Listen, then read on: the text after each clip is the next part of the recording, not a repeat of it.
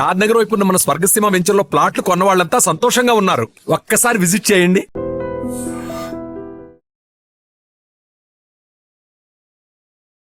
Hello guys, welcome back to iDream media. హైదరాబాద్లో పెరిగిపోతున్న నకిలీ ట్రాన్స్జెండర్స్లు డబ్బుల కోసం జనరల్గా ఈ నకిలీ ట్రాన్స్జెండర్లు ఎక్కువగా జనాలను ఇబ్బంది పెడుతున్నట్లు రీసెంట్గా హైదరాబాద్లోనే కొన్ని ప్రముఖ ప్రాంతాల్లో దొరికిపోయినట్టు పోలీసు వారైతే స్టేట్మెంట్స్ ఇవ్వడం జరిగింది. అయితే ఇలా ఎందుకు జరుగుతుంది, దీనికి గల కారణాలు ఏంటి, వీటిపై మనతో చర్చించబోతున్నారు హైకోర్టు అడ్వకేట్ అయిన సిహెచ్ శివరావు గారు. సార్తో మాట్లాడదాం. నమస్కారం సార్. నమస్తే. నాకు తెలిసిన చాలామంది చెప్తున్న మాట ఏంటి అంటే లాయర్లు అయి ఉండొచ్చు, అనలిస్టులు అయి ఉండొచ్చు, సోషల్ పీపుల్ కొంతమంది ఉన్నారు. వాళ్ళు ఏమంటున్నారంటే, విరాట్, మాకు తెలిసిన చాలామంది ట్రాన్స్జెండర్లు డాక్టరేట్లు చేస్తూ ఉన్నారు, గ్రాడ్యుయేట్స్ అవుతూ ఉన్నారు, పనులు చేసుకుంటూ ఉన్నారు. ఈ కాలంలో అంటే ఇలాగా సిగ్నల్స్ దగ్గర అవి డబ్బులు తీసుకునే ట్రాన్స్జెండర్లు అయితే ఎవరు లేరు మోస్ట్లీ అన్నట్టు కొంతమంది చెప్తా ఉన్నారు. అయితే రీసెంట్గా హైదరాబాద్ పోలీసులు కొంతమంది నకిలీ ట్రాన్స్జెండర్లు పట్టుకున్నట్లు వార్తలు వచ్చాయన్నమాట. ముఖ్యంగా ఈ నకిలీ ట్రాన్స్జెండర్లు అనే వాళ్ళు ఎక్కడి నుంచి వస్తున్నారు, ఎలా పుట్టుకొస్తున్నారు, ఎందుకు పెరుగుతున్నారు, వాళ్ళకు ఎలా ఎందుకు మారుతున్నారు, దీనికి గల కారణాలు ఏంటి, దీన్ని ఎలా పక్కాగా ప్రాపర్గా నిర్మూలించాలంటే? వెల్, ఇప్పుడు ట్రాన్స్జెండర్ అంటే ఏంటి అనేది మనకు మొదటగా తెలియాలి. ట్రాన్స్జెండర్ ఏంటంటే బై బర్త్ ప్రతి ఒక్క వ్యక్తికి ఒక జెండర్ అనేది ఉంటుంది అనమాట. ఆ జెండర్ కాకుండా తను పెరుగుతున్న క్రమంలో ఆపోజిట్ జెండర్ గా బిహేవ్ చేసే విధానాన్ని ట్రాన్స్జెండర్ అని అంటారు. ఒక మేల్ ఫీమేల్ గా కావచ్చు, ఫీమేల్ మేల్ గా కావచ్చు.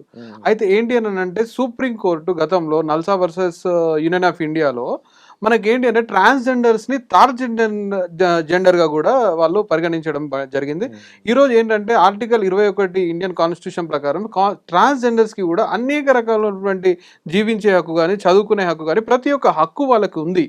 అయితే ఏంటి అంటే కొంతమంది యువత బద్ధకస్తులై, లేకపోతే వాళ్ళు పని చేసుకోవడానికి చేతగాక ఏంటి అని అంటే నకిలీ ట్రాన్స్జెండర్గా మారుతా ఉన్నారు. ఏంటి అంటే ట్రాన్స్జెండర్లు ఎవరైతే ఒరిజినల్ ట్రాన్స్జెండర్స్ అయితే ఉన్నారో, ఈ ఈ థర్డ్ జెండర్స్గా గుర్తించబడినటువంటి నకిలీ ట్రాన్స్జెండర్స్ వాళ్ళు కూడా ఒకసారి వీళ్ళు ఎవరు అనేది ఆలోచించాల్సిన విషయం ఉంది. ఏంటి అంటే నిజంగా ట్రాన్స్జెండర్ వ్యవస్థలు చూసుకున్నట్లయితే గతంలో వాళ్ళకి ఎటువంటి విద్యా, ఉద్యోగ, ఉపాధి అవకాశాలు ఉండేటివి కాదు. కానీ ఇప్పుడు అన్ని అవకాశాలు ఉన్నాయి వాళ్ళకి. వాళ్ళు కూడా సమాజంలో ఒక మనలాంటి పౌరులే. వాళ్ళను కూడా మనం ఆదరించాల్సిన అవసరం ఉంది. వాళ్ళని కూడా మనం సమానంగా చూడాల్సిన అవసరం ఉంది. ఎటువంటి డిస్క్రిమినేషన్ కానీ, డిఫిమేషన్ కానీ, లేకపోతే డిమినేషన్ కానీ ఏ విధంగా వాళ్ళని కించపరచడం అనేది తప్పు. వాళ్ళని ఎవరు కూడా కించపరిచినప్పుడు కూడా వాళ్ళు కూడా ట్రాన్స్జెండర్ ప్రొటెక్షన్ యాక్ట్స్ వాళ్ళకు కూడా ఉన్నాయి. యాక్ట్ ద్వారా వాళ్ళు రక్షణ పొందవచ్చు. అయితే ఇటువంటి చర్యలు ఎవరైతే తీసుకుంటున్నారో కొంతమంది నకిలీ ట్రాన్స్జెండర్ల అవతారం ఎత్తి వాళ్ళ మీద చర్యలు తీసుకోవాల్సిన అవసరం ఉంది. నిజమైన ట్రాన్స్జెండర్స్ ఎప్పుడు కూడా ఎక్కడ కూడా ఎవరిని ఇబ్బంది పెట్టరు.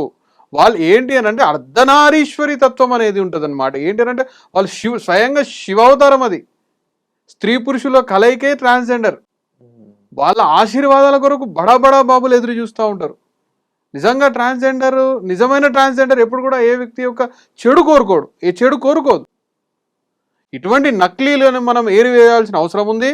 ఇటువంటి నకిలీలను గుర్తించాల్సిన అవసరము పోలీసులు, ప్రజలు, ట్రాన్స్ వ్యవస్థ కూడా ఉంది. నేను ఈ వీడియో చూసిన ప్రతి ఒక్క ట్రాన్స్కి నేను విజ్ఞప్తి చేస్తూ ఉన్నాను, ఈ నకిలీ నా కొడుకులను పట్టుకొని తన్నండి. మీరు మీ పేరు చెప్పుకొని మిమ్మల్ని బద్నాం చేస్తున్నారు ఈ నకిలీ నా కొడుకులు. నిజమైన ట్రాన్స్జెండర్స్ ఎప్పుడు కూడా ఈ సమాజానికి ఎప్పుడు కూడా మంచి చేసే ప్రయత్నమే చేస్తారు కానీ చెడు చేయరు. వాళ్ళు సాక్షాత్తు శివస్వరూపులు. అయితే వీళ్ళ మీద ఇప్పుడు చట్టాలు కానీ, లేకపోతే ప్రభుత్వం కానీ, కోర్టులు కానీ ఎటువంటి యాక్షన్ తీసుకుంటే ఇది కాస్త తగ్గే అవకాశం ఉందంటారు? ముఖ్యంగా ఎందుకంటే చాలా చోట్ల ఈ సిగ్నల్స్ దగ్గర ఇటువంటి విధానాలు పెరిగిపోతున్నాయి అని చాలామంది జనాలు కూడా ఇబ్బంది పడుతున్నాము అని చెప్తా ఉన్నారు. ఎందుకంటే ఈ కాలంలో అందరూ డబ్బులు సంపాదించే వాళ్ళు ఉంటారని కాదు, అందరూ లేదంటే వాళ్ళు కొంచెం కష్టపడి డైలీ జీతాల మీద ఉండే వాళ్ళు కూడా కొంతమంది ఉంటారు, వర్కర్స్ లాంటి వాళ్ళు. అలాంటి వాళ్ళు కూడా చాలా ఇబ్బంది పడుతున్నాం ముఖ్యంగా వీళ్ళతో సిగ్నల్స్ దగ్గర కానీ, ట్రైన్లో కానీ అని చెప్పేసి స్పెసిఫిక్గా పోలీస్ స్టేషన్లో కంప్లైంట్లు ఇస్తున్నవి కూడా ఉన్నాయి.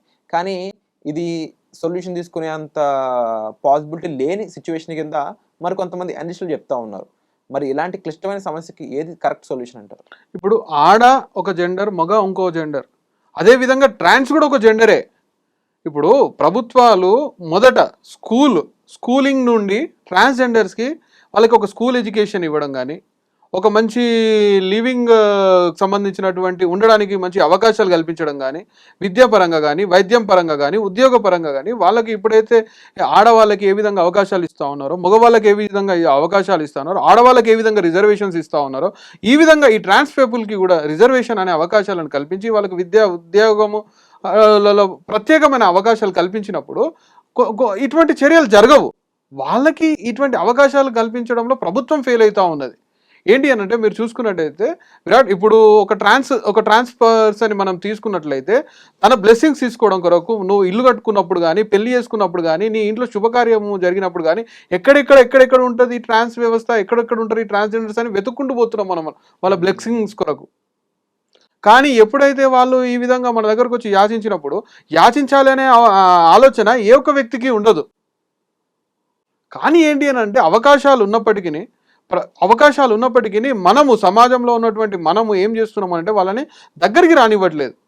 వాళ్ళని కూడా మనతో ఈక్వల్గా మనం చూసినప్పుడు, ఒక ఆడని ఏ విధంగా చూస్తున్నాము, ఒక మగని ఏ విధంగా చూస్తున్నప్పుడు, ట్రాన్స్ని కూడా అదే విధంగా చూసినప్పుడు వాళ్ళు కూడా చదువుకుంటారు, వాళ్ళు కూడా ఉద్యోగాలు సంపాదించుకుంటారు, వాళ్ళు కూడా వాళ్ళ వ్యవస్థలో సెటిల్ అవుతారు.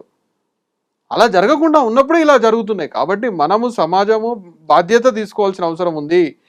ఎక్కడో ఎవరో ఏదో చేస్తారు, ఏదో వస్తారని కాకుండా సమాజంలో ఉన్నటువంటి మనము మన స్కూళ్ళలో, మన కాలేజీలలో వాళ్ళని మనతో ఈక్వల్గా కూర్చొని ఇచ్చినప్పుడు, ఈక్వల్గా మనము వాళ్ళతో కలిసిమెలిసి ఉండగలిగినప్పుడు, ప్రభుత్వాలు కూడా వాళ్ళకు ప్రత్యేకమైనటువంటి ఫెసిలిటీస్ని ఏర్పాటు చేసినప్పుడు ఈ ట్రాన్స్ వ్యవస్థలో ఇలాంటివి జరగకుండా ఉంటాయి.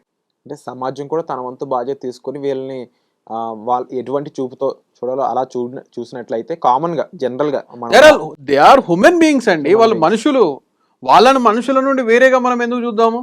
సో సమాజం నుంచి కూడా మార్పు అనేది రావాలంటారు.